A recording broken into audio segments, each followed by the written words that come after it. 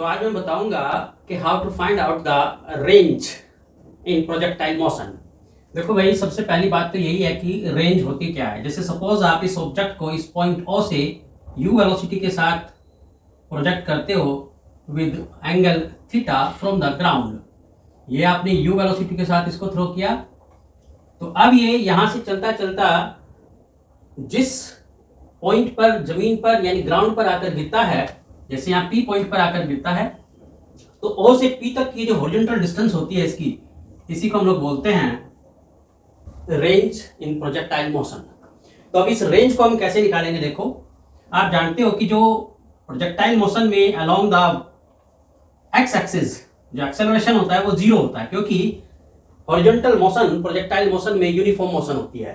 तो इसीलिए यहाँ पर ए एक्स जीरो है, जो एस एक्स है यानी डिस्टेंस अलोंग एक्स एक्सिस जो हमको फाइंड आउट करनी है वो क्या है, हमारे पास रेंज है। और जो टाइम यहां से यहां तक का लगा वो है time of flight 2u sin theta upon g. तो अब देखो, मैंने इसके लिए इक्वेशन यूज की, second equation s x equal to u x t plus half a x t square. इन वैल्यूज को मैंने यहां पर पुट किया। यू एक्स मेरे पास क्या होता है, यू एक्स मेरे पास है यू कॉस थीटा, यानी इसका ये horizontal component you cos theta, और ये होता है इसका vertical component you sine theta.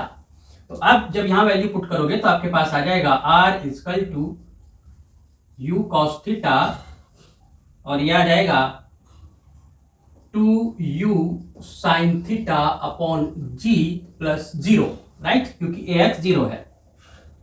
तो ये हो जाएगा 2u square sine theta cos theta upon g.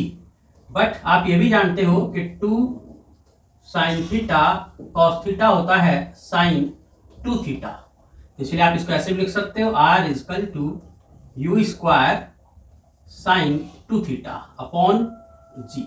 तो ये फॉर्मूला हो जाता है हमारा रेंज इन प्रोजेक्टाइल मोशन।